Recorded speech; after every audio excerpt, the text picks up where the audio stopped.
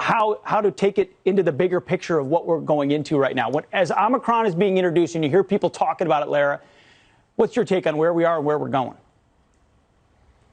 Well, it's very simple, Pete, right? You just have to look at Africa. They didn't have the death rates from COVID that were predicted. And what is happening over time is that the entire response to COVID and everything that we were told about it from the beginning is being exposed, and it's falling apart. The lies are coming apart. And really now there's no justification for putting people out of their jobs or forcing vaccine mandates for a disease that ultimately is very treatable. It's cheap to treat. Medicines are available all over the world, and it has death rates that compare very much to seasonal flu.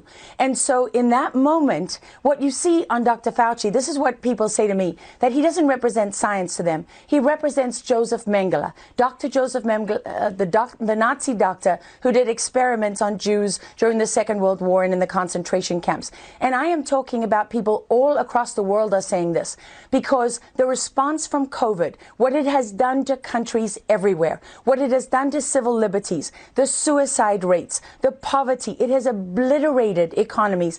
The level of suffering that has been created because of this disease is now being seen in the cold light of day, i.e. the truth. And people see that there's no justification for what is being done. So as they're being exposed and the control is slipping away, lo and behold, another variant surfaces, and nobody should be surprised by that, because there will be more variants until the end of time. We'll never be free of them.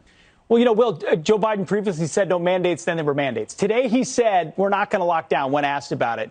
What part of the track record of how they've handled it would lead us to believe that?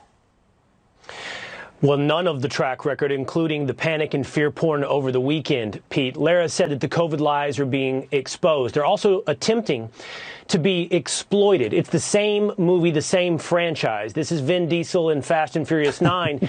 Would-be authoritarians, Dr. Anthony Fauci and Big Pharma, look to run this franchise into the ground because they've got a good thing going. They love to bring back all those same policies that you referenced, Pete. Here, something really quickly. Here is how off-base all the fear porn is, Pete.